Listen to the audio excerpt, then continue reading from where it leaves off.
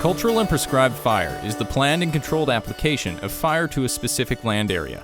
It's one of the most ecologically appropriate, relatively efficient, and cost-effective means for achieving a variety of land management objectives that align with First Nations values. Fire is a natural part of ecosystems and is required to maintain balance in our forests. In fact, there are many benefits to ecosystems that are only achieved through the use of fire. Fire suppression efforts have grown significantly over the last century. However, the unintended consequences of these actions are causing our forests and other landscapes to become overgrown. This negatively impacts our ecosystems and threatens our communities with extreme wildfire.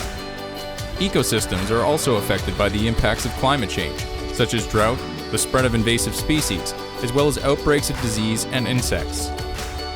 Cultural and prescribed fire is an important land management tool to bring back balance to our ecosystems, protect our communities, contribute to BC's climate action goals, and improve the resilience of the landscape. We can categorize many benefits of prescribed fire into 5 main areas. 1. Public safety and wildfire risk reduction. 2. Cultural burning for First Nations values. 3. Improved wildlife habitat. 4. Revitalized vegetation. And 5. Economic benefits. We are all too familiar with the risks of extreme wildfires. They burn at an intensity that is detrimental to our ecosystems, and ultimately can devastate our communities. Climate change is contributing to more frequent, larger, and more severe wildfires, and this trend is expected to continue. Prescribed fire can help decrease the frequency and intensity of extreme wildfires.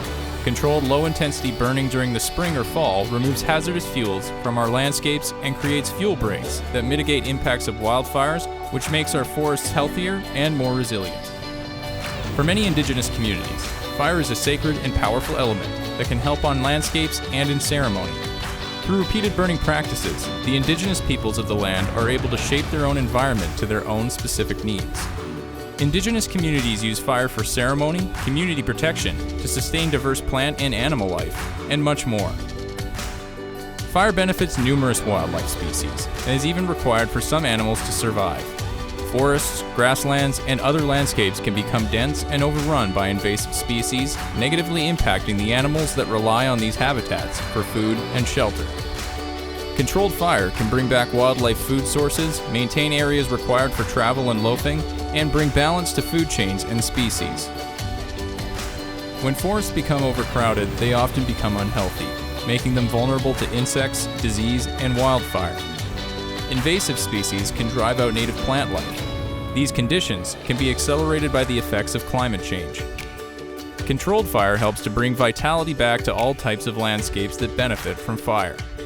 This process rejuvenates the soil, brings the sun back to shaded areas, allows diverse native plant species to thrive, and makes forests more resilient to disease and pests. The economic benefits of prescribed fire are numerous. Timber harvested prior to a controlled burn and burning to improve soil conditions before planting contributes to our forestry industry and supports the resources of First Nations communities.